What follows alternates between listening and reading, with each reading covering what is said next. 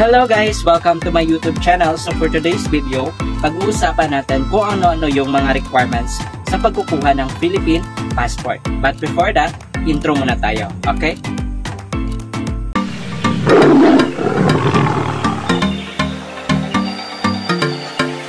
Welcome to Edzicon YouTube channel.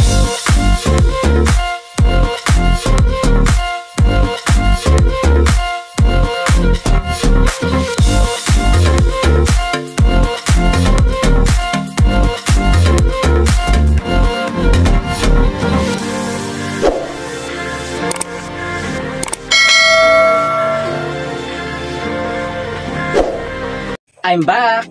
So for today's video, ituturo ko sa inyo kung ano-ano yung mga requirements sa pagkukuha ng Philippine passport. So disclaimer lang, hindi ako nagtatrabaho sa DFA or wala akong connection sa DFA guys. I just want to share my experiences sa pagkukuha ng Philippine passport because I have a passport already here. So nakuha ko to last July guys.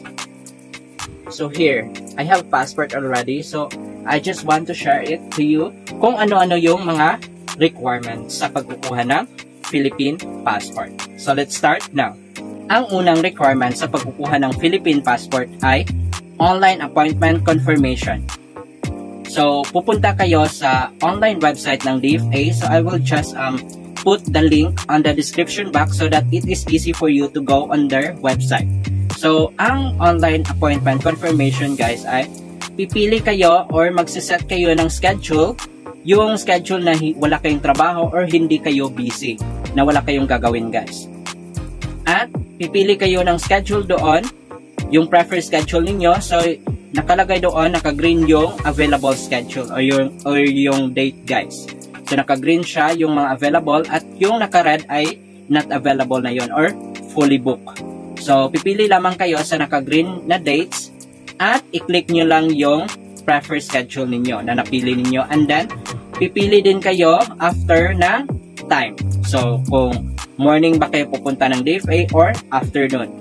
May ano din yun doon guys na if the time is fully booked na or available pa.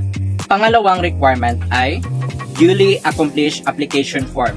So, after ninyong mag-set ng schedules for the online appointment guys, ay mag-proceed kayo or mapupunta kayo sa application form.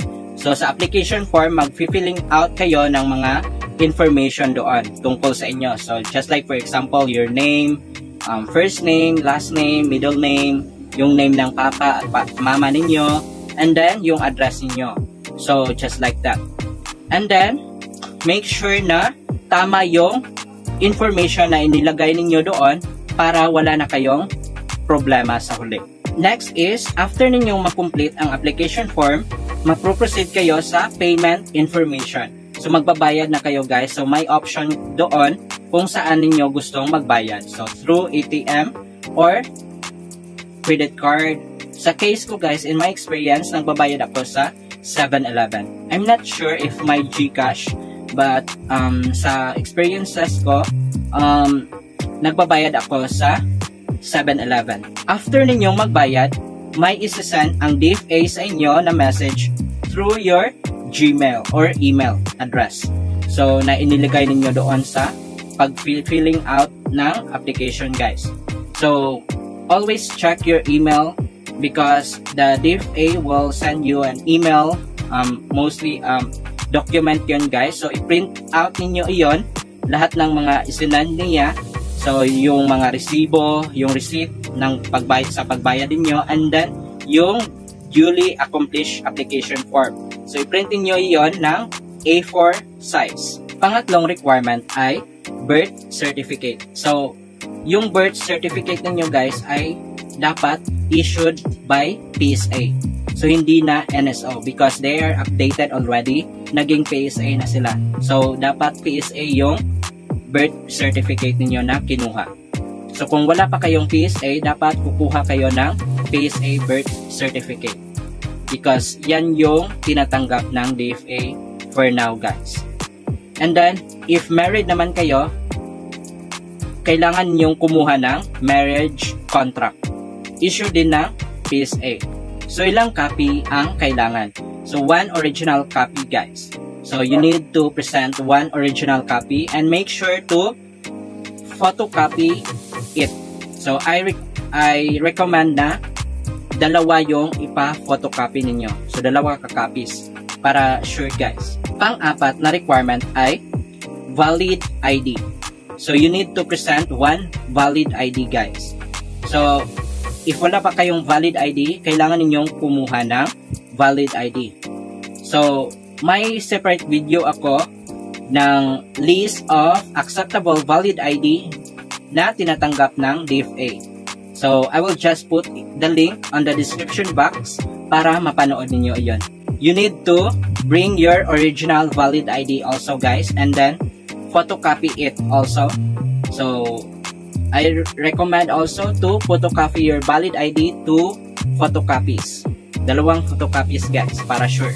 Pang-lima na requirement or panghuli na requirement ay personal appearance. So, personal appearance, guys, ay kayo mismo yung pupunta sa DFA during your appointment schedule. Because pipicturean kayo doon at i-check yung mga information kung tama ba. So, yun yung mga iba't ibang requirements sa pagkukuha ng Philippine passport. If nagustuhan mo ang video na ito, don't forget to subscribe me and click the notification bell para ma-update ka sa mga videos na i-upload ko. So, thank you for watching, guys. Keep safe, everyone. Thank you very much for watching.